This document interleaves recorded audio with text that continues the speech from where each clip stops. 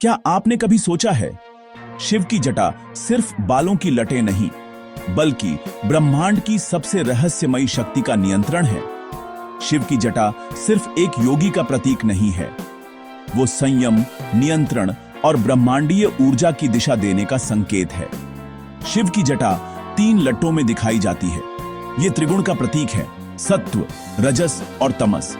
ब्रह्मा, विष्णु और महेश, इन तीनों देवताओं की ऊर्जा को शिव एक ही समय में नियंत्रित करते हैं। अब सोचिए, जब गंगा स्वर्ग से धरती पर आ रही थी, उनका वेग इतना प्रचंड था कि पूरी पृथ्वी तबाह हो सकती थी, लेकिन शिव ने अपनी जटाओं में समेटकर उस ऊर्जा को नियंत्रित किया। यानी गंगा नहीं, जटा ही शक्ति का असली संतुलन है। आध्यात्मिक रूप से जटा योगी के आत्मनियंत्रण और तप का प्रतीक मानी जाती है। जो अपनी इंद्रियों पर नियंत्रण, काम, क्रोध और मोह पर विजय पा चुका हो, वही सच्चा जटाधारी होता है। अब सवाल उठता है, शिव ही शक्ति के नियंत्रक क्यों माने जाते हैं? क्योंकि शक्ति बिना दिशा के हो तो वो विनाशकारी बन जाती है, और शिव वही हैं जो उस शक्ति को दिशा देते हैं। इसलिए उन्हें शिव शक्ति कहा गया है, एक नहीं, एकत्व का प्रतीक।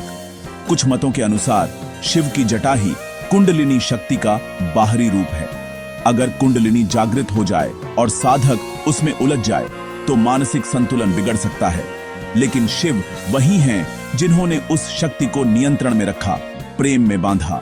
इसलिए शिव सिर्फ विनाशक नहीं है, वो ऊर्जा के मार्गदर्शक हैं, जो हमें सिखाते हैं कि शक्ति का होना जरूरी है, पर उससे भी जरूरी है उसे संभालना।